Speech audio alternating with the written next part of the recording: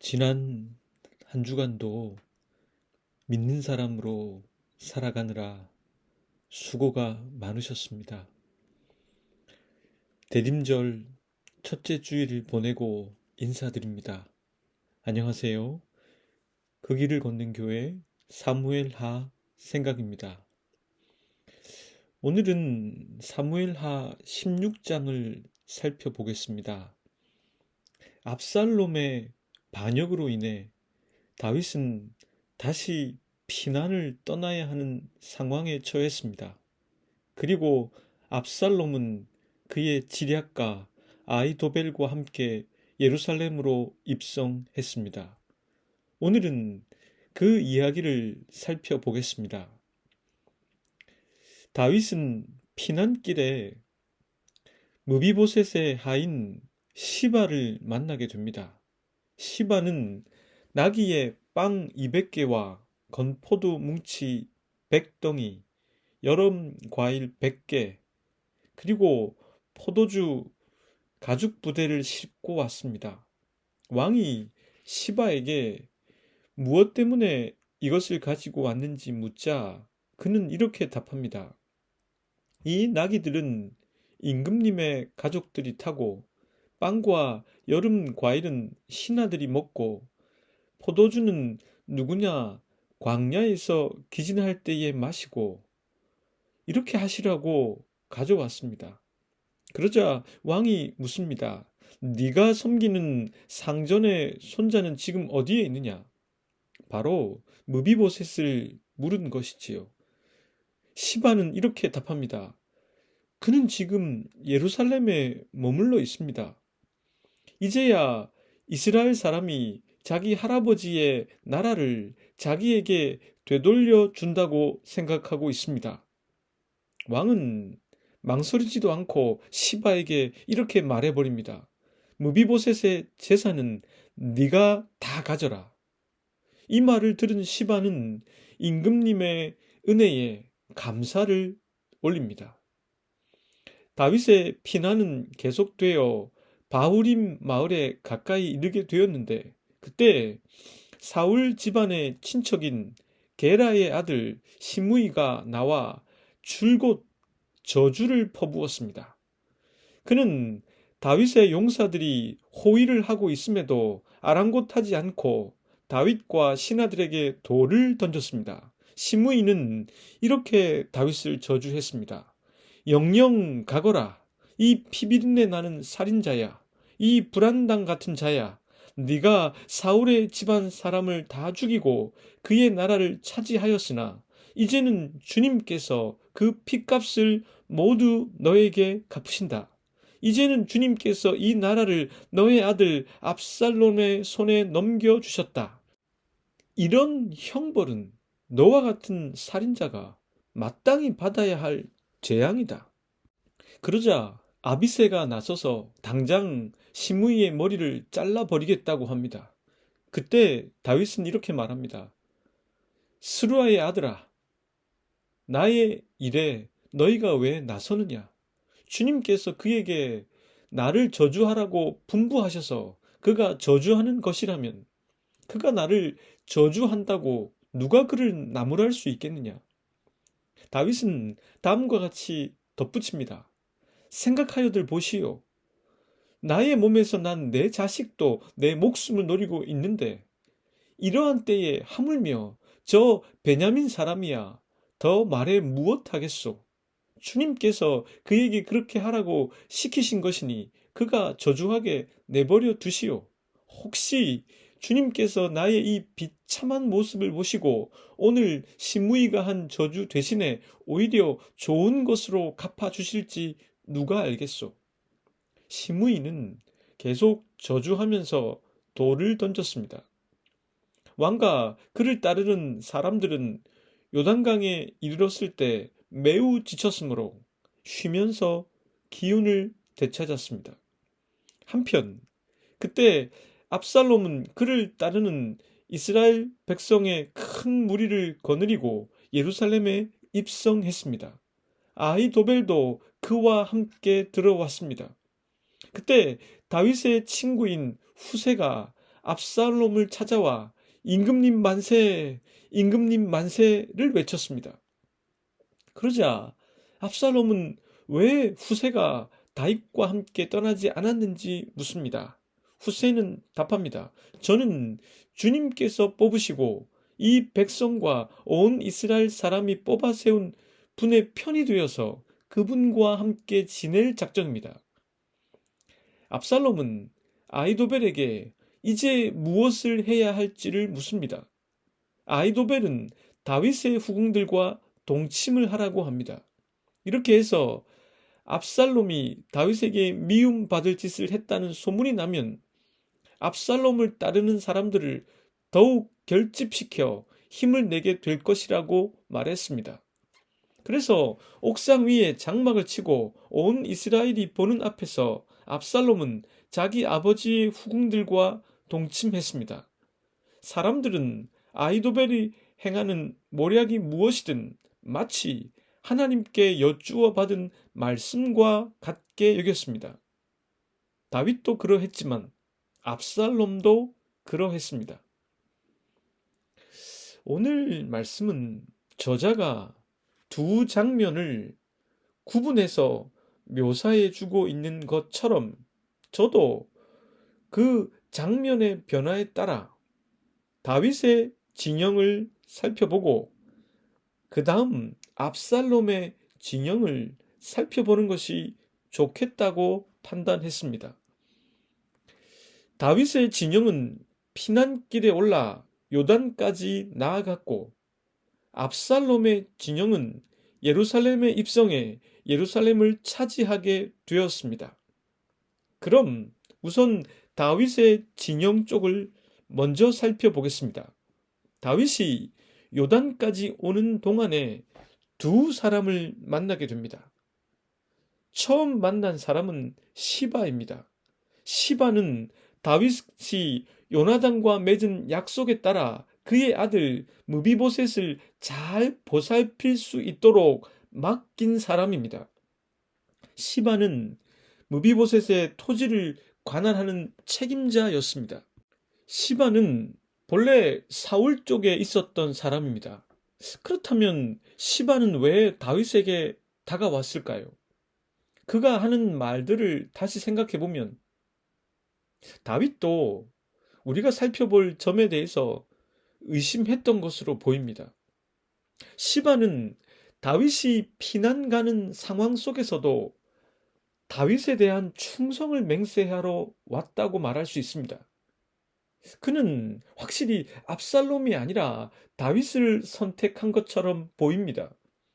사울에 대한 향수를 지닌 사람들이 여전히 남아있는 상황 속에서 그들은 압살롬을 이용해 다윗을 몰아내는 쪽에 가담하는 것이 더 자연스러울 수도 있을 것입니다. 왜냐하면 적의 적은 동지가 되기 때문입니다.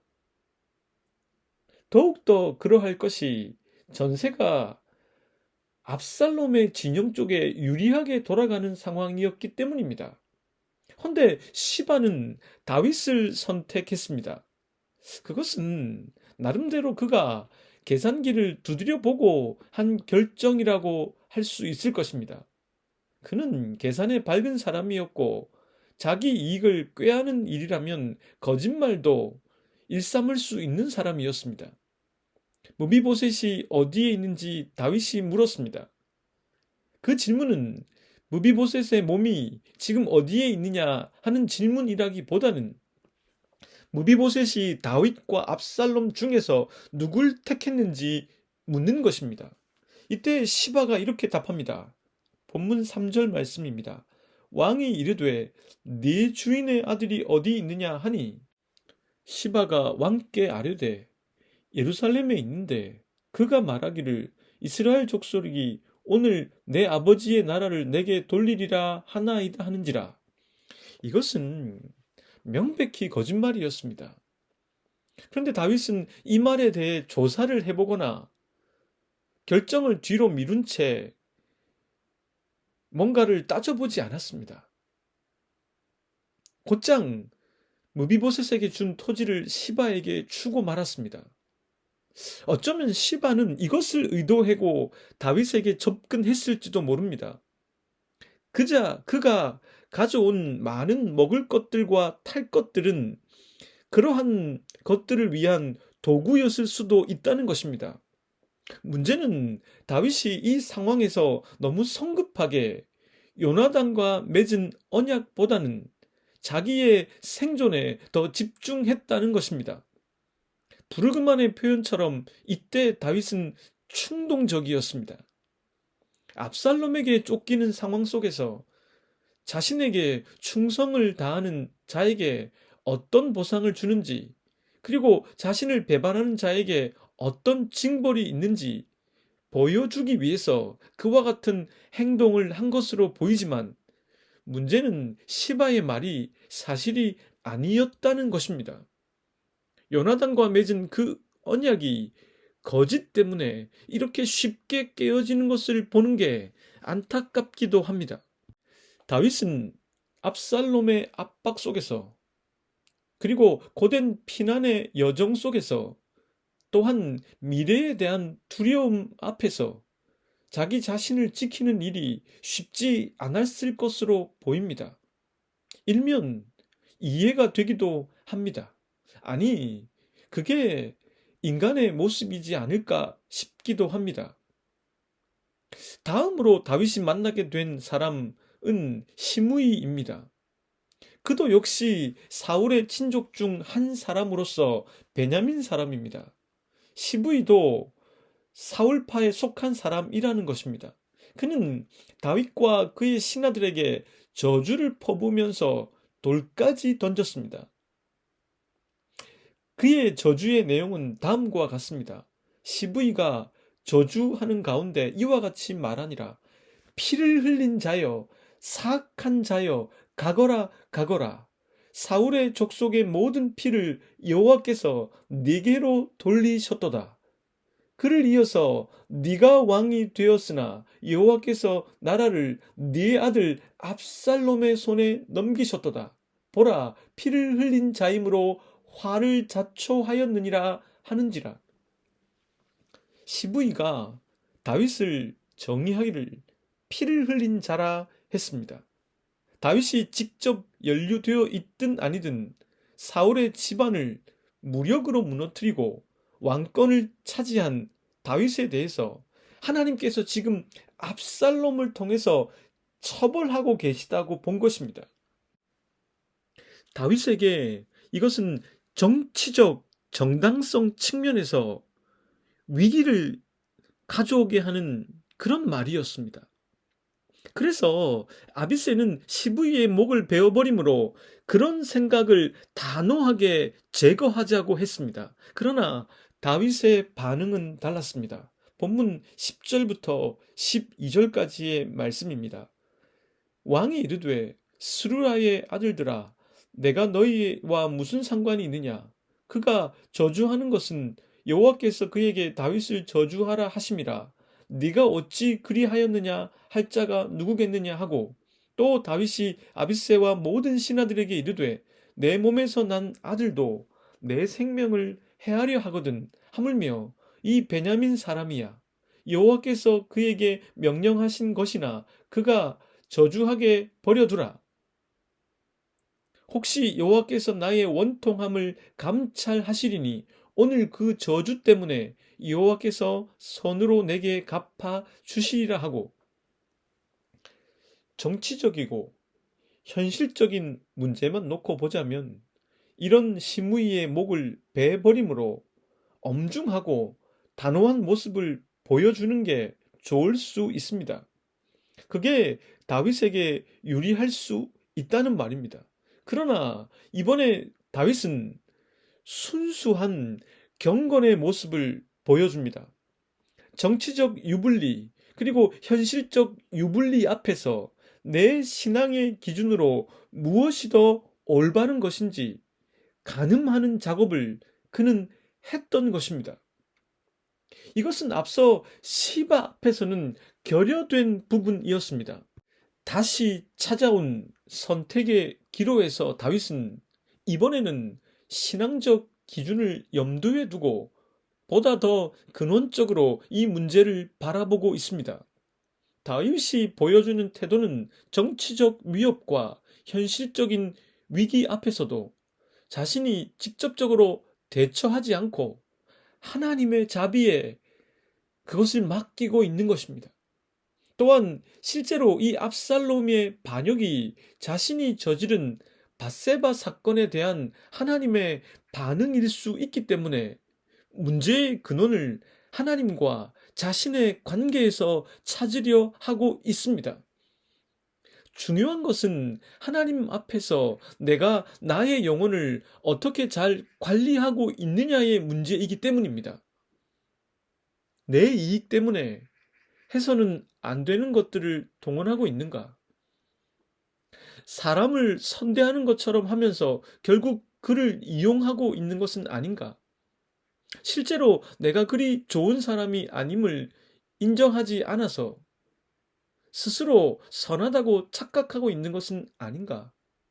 이와 같은 문제들이 우리의 영적인 부분과 관계되는 것이라 할 수 있습니다. 다윗은 시바 앞에서 영혼의 결정을 할 수 없었습니다. 허나 다시 찾아온 상황 속에서 영혼의 결정을 해 나가고 있습니다.